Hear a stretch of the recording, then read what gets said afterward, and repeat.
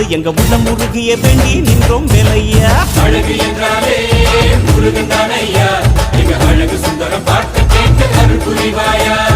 சேவல் கொடியுடன் சிரிக்கும் முருகையா, எங்க வாழ்க்கையில வெற்றி பொங்க தருவாயா. ஆறுபட வீடு கொண்ட முருகனுக்கு அரோகரா, அப்பானுக்கு பாடம் சொன்ன சுப்பனுக்கு அரோகரவும் பேர சொல்லி இந்த ஊரே வந்தோம். உன்னை தேடி வந்து எங்க உள்ளம் முருகிய வேண்டி நின்றோம் வேலை.